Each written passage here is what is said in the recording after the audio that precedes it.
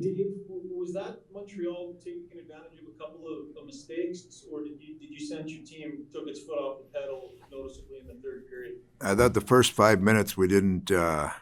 We weren't on our toes as much as we should, and then once they got the first one, we got back to playing a little bit. But and a mistake cost us the second one. So it's you can't you got to best way to protect the lead is to play in the other team's end, and we were just first 5 minutes or so too passive. Didn't do enough forechecking to give us the momentum we needed.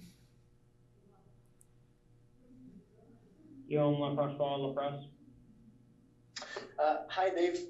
Both Connor and Leon have yet to score in those 5 games against Montreal. Is there anything that Montreal does as far as their matchup or how they play these two guys to prevent them from being as effective as they are in other games? They're getting just as many chances as other games. They just haven't capitalized. Thank you. Yeah, Eric, obviously the first time. Mark Spector, Sportsnet.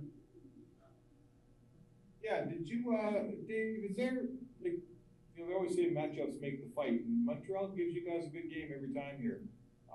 They don't, it's tight, and you guys don't sort of get some of the things done you do against other teams. Is there just a style that they play that That's makes for good hockey against your team? that's the way it's going to be. That's tight checking hockey. That's the way good games are. You got another team. The other team's not just going to give you a space so you can do stuff. You got to earn that space, and we want to make other teams earn that space. It turns into a tight hockey game. And this is, again, I would say, you stole my question. I think we're going to see this game a few more times in the last 18 games or 17, whatever's left. You think? Yeah, I think this is the kind of game you're gonna. This is the kind of game you're gonna see night in, night out. And it's you better be ready for it because that's what playoff hockey is.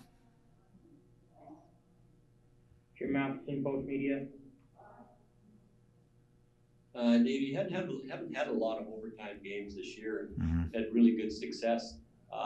This was one of the ones that dragged on and dragged on and dragged on. It did look like it might just get to a shootout. So was that just a really good play by Stahl, or did you get caught up in the ice, or how did you see it? No, it was an outside shot. Kind of, he made a great shot. Schmidt was great all game, but he made a great shot to end the game. Thank you. County from Bowman, The Athletic. Dave, we were talking about over the last few days, especially after the Calgary game, there's a little bit of separation between the top four and the bottom three in the division. And do you think games like this, and especially if you play Montreal more and Winnipeg, that these games are really going to define kind of your season as you head toward the playoffs here? Well, all the teams, like you talked about, the four teams that are at the top of the division are all, they've all played well all year long, and we put ourselves in that group. So you're going to play good teams. It's going to be a battle every night. You got to find ways to win and find ways to play well in games that are going to be hard games. You guys have seemed to do that, finding different ways to win, and ultimately, obviously tonight that didn't happen. But do you think that's kind of the characteristic of your team, is doing that? And was there something different that tonight that didn't allow you to do that? Like I said this morning, our team is maturing. We're finding ways to try to get better. You recognize situations in the game that when you're not playing well, you got to get out of it, and when you're playing well, how to keep it. And that's just a process you go through all year, and every game is a new challenge with that. Terry Jones, Post Media.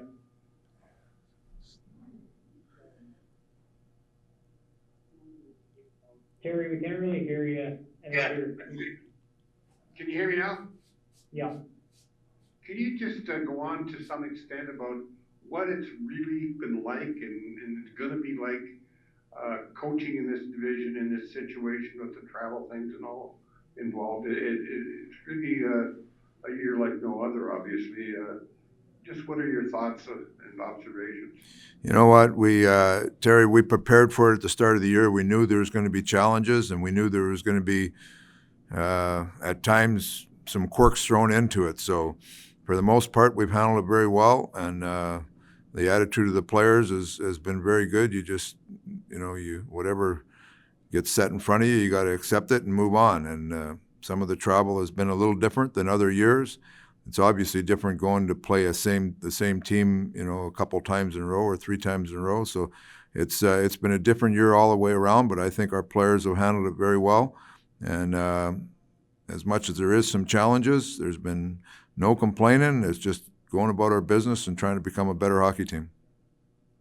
And I mean, can you sort of pinpoint what it's like to coach Edmonton?